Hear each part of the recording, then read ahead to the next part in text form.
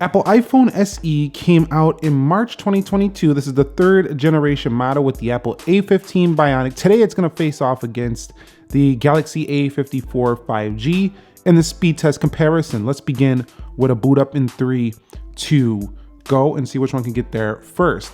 Now, this is interesting because these phones do come in at the same price point, similar price point, but the Galaxy A54 is often discounted. However, the iPhone SE doesn't really have a lot to compare it to with this older design, smaller screen. However, in speed, we're mostly talking about how it performs.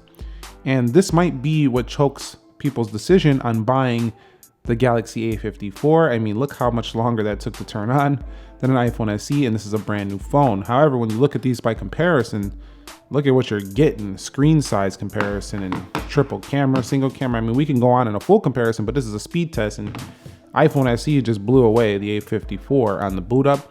And this, some people say, this doesn't matter, Nick. Well, it does matter sometimes, and especially for this phone, because I've actually had this phone locked up 3 times already. So I do care about how fast my A54 restarts because it's locked up on me 3 times since I got it. However, it's still a pretty good overall package and I do quite like it. Now, both of these do use fingerprint sensors, but we can't directly compare them because this one uses a hardware base.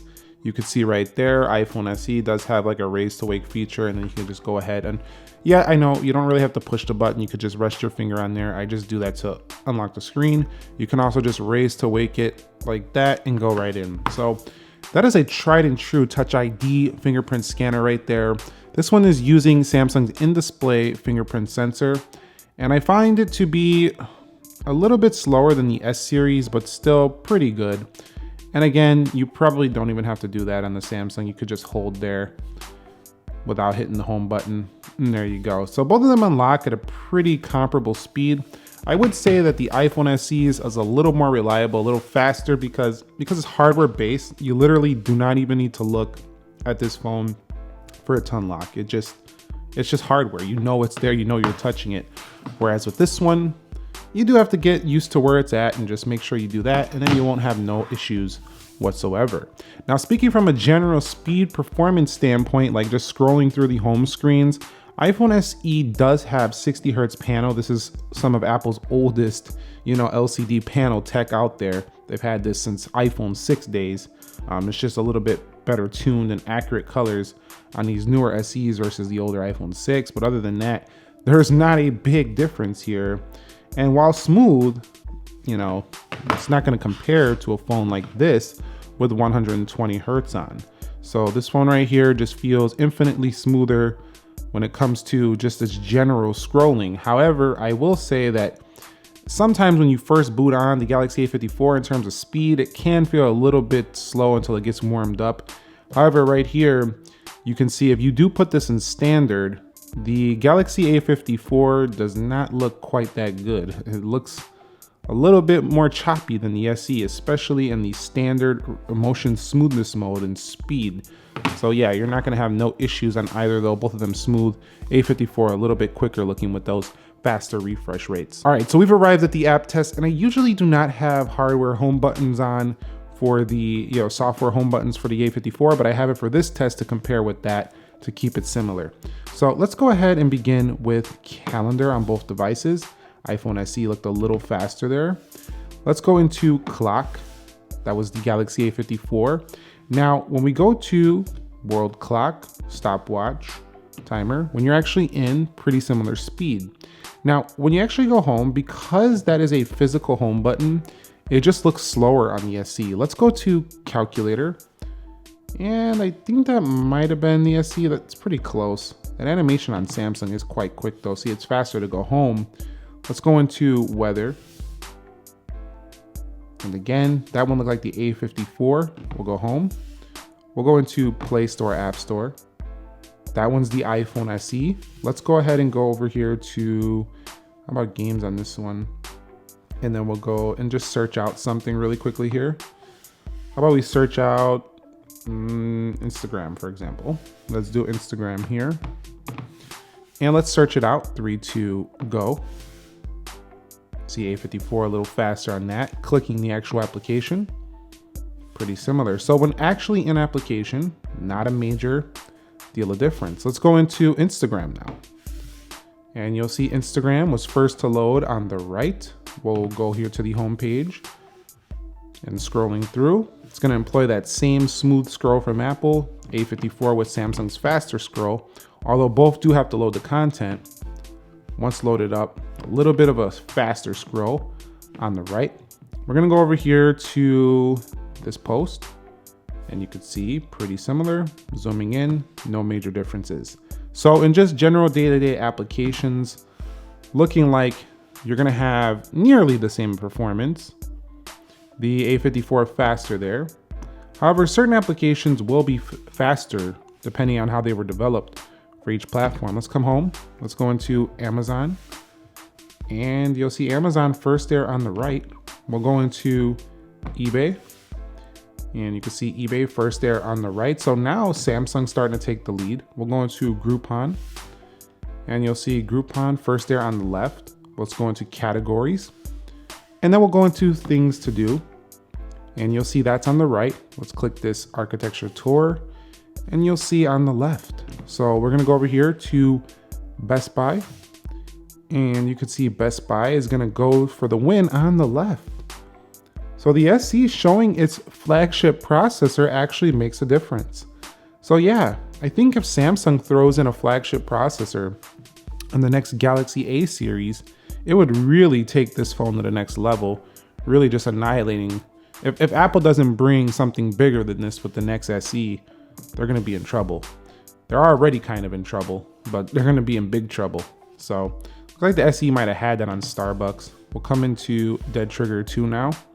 So really, the thing is you're choosing either a faster CPU on the left, it looks like, or you're choosing a more of an all-around value package with a big screen, big battery, pretty solid speed so far with the A54, if you go with that phone. So there is that difference. That looked a little choppy going back home, but I do have to say, generally speaking, the SE's performance is a little more, it's definitely more reliable day to day. It just is. Most people aren't gonna have an issue with the Galaxy A54, but it's not, there is a potential for some stutters here and there. There is a potential for it to lock up here and there. It can get a little bit choppy sometimes, but it's not very common like it was on the A53 in my experience. It's a lot less common, but it's still, look at that. That was like old Samsung with the weird choppy stuff going back on this phone. So this just goes to prove that the Galaxy S series are the phones that really have the best performance on Samsung today. So I want to see Samsung bring, you know, Qualcomm Snapdragon to the A series. It would really be awesome. I know it's more of an investment, you know, but they don't even have to put the best Qualcomm Snapdragon in there. Just put maybe an older one if they got to save costs or something. Just get the processing performance pretty close to flagship grade or closer to flagship grade. And I think we'll have an even better A series experience. It'll be like really good. Let's go into Temple Run 2. And the way they can keep it where it doesn't like cut into the flagship prices is keep the cameras mid-tier, because people who want the best cameras, the best displays are still gonna go for the flagship phones. So you can see pretty similar there. Let's head up out of here. And let's go into Geekbench 6. You can see Geekbench 6 on the left. Let's go into 3D Mark. And you can see 3D Mark on the left. So SE looking a little faster here. Camera, SE had that. And we'll end it there. There's no freeform on the A54. We'll end it there. So basically you've seen that Samsung had some faster app animations, and some of them were faster. Some of the apps were faster on SE. I think it's pretty much a wash in terms of just opening up applications day to day. The difference though is that the SE feels more consistent with the animations. It has no stutterness coming back, none of that stuff. So I think the SE is a little bit of a better performer there, but the animations are faster, and most people would probably sacrifice a little bit of performance for all this display, punch hole camera, much more modern looking phone for the same price point as this phone right here. So I don't think processor will be everything, but if you want a little bit better performance, the SE looks like it has it here. All right, guys, so taking a look at the RAM management, we're just gonna go back through these applications, see if we get any reloads. Now again, the SE with this home button and the 60 Hertz, for an iPhone user who's used, you know, iPhone 14 Pro, that looks like it's reloading. iPhone 14 Pro, this does feel quite a bit slower than those phones, just because you gotta press this thing, and then the 60 Hertz just doesn't look buttery. But being that it's iOS, it's still consistent, so I don't think most people who buy this are gonna care whatsoever, but it just has a slower feel to go back because there's no gestures. Now A54, let's see if we get any reloads. 6 gigs of RAM on this model, and you'll see pretty good. Animations look fast and snappy. That looked like it was reloading. That looks like it's reloading. And wow, that looked pretty bad. Going back, that looks like another reload. We'll go into Starbucks, another reload. Best Buy. Oof, oof, a crash. Oh my goodness, Samsung. Man, this is not looking good. A full reload here. I have not seen this on a smartphone in a while. Again, I shouldn't be too harsh on it. This is a mid-ranger. This is no flagship phone, so we shouldn't expect flagship perfection. Twitter reloading, Instagram. But yeah, this is not for the power users. I think you could see that here in this video. This one is not for the power users. However, the funny thing is even though it had a little bit of choppiness, it can still do pop view. It can still get things done. Look at this. Even though it has some choppiness sometimes, it can still get things done. So that doesn't take away from its glory. It's just that the Samsung phone here, not quite as good in RAM management as the S series, and the SE was definitely better and won it out there for sure. Giving all the credit where credit is due to the SE. And in Geekbench 6, you can see that the iPhone SE is already done. And this just goes to show, look, we're not even at 50%.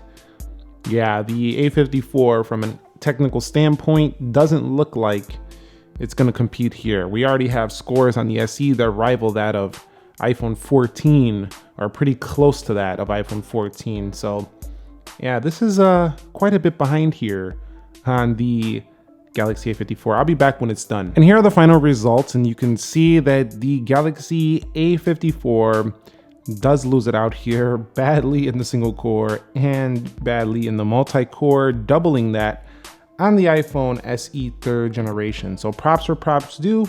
The SE 3rd generation is a beast of a smartphone for its price point. However, how will they do in 3D Mark Extreme? So we're gonna go ahead and run this test, but I just wanted to say something really quickly here to you. These phones really kind of just do the opposite things. The iPhone SE, you're really sacrificing camera, screen size, all kinds of stuff to have a very fast processor at a low price point and an iOS experience that's pretty smooth and similar to like an iPhone 13 or 14 in performance. However, with the Galaxy A54, you sacrifice a little bit of performance to have specs that are similar to a flagship phone in terms of display, camera, battery, and stuff like that. So it's kind of like the sacrifice on both of them. There's not the perfect mid-ranger just yet. Maybe the Pixel 7a will be that, but for now, these two being some of the best options, we have the Pixel 6a as well, but these two being some of the other options, if you choose between these two, you are making sacrifices for both of them. Let's go to start. But honestly, in today's world, I think some people probably would not want to sacrifice all the sacrifices they're making on the SE. So I'll be back when these are done. And in Wildlife Extreme, the SE wins again. 2305 with an average frame rate of 13.8 FPS. It's quite warm here. 810 with an average frame rate only 4.90. This is not going to be the fastest gaming phone out there with the A54. You'll see that the A54 only performs better than, let's see, 14% of all devices. This one scores better than 60% of all devices. So the SE is far more powerful according to benchmarks. You've seen in the real world though that the Samsung held its own until we got to the RAM management. So here's the final conclusion with the speed test here. This was one of the more interesting ones. It showed some more results than we usually see where they're a lot more close. But the results are this. The SE is a rocket in your pocket. This thing is blazing fast. It's a flagship phone performer in the pocket, but it is not a flagship phone on the outside. It is very low on that scale when we're talking about what it offers besides that chip. The Galaxy A54 truly is just an everyday phone with medium performance for day-to-day life tasks. You know, you can play a game here and there, you can open your apps, but you know, get on with life day-to-day tasks, but don't expect to be a rocket, don't expect to be blazing fast, but it will do the job for your day-to-day life tasks on a smartphone. That's the best way I could put it, but the SE is gonna be more like a flagship premium phone. So you'll have to decide what is better for you. If you guys wanna see a full comparison, drop your comments down below. I'll consider making that video. Thumbs up if you enjoyed it. Subscribe if you haven't already. Have a great Sunday. I'll catch you all in the next episode, and peace.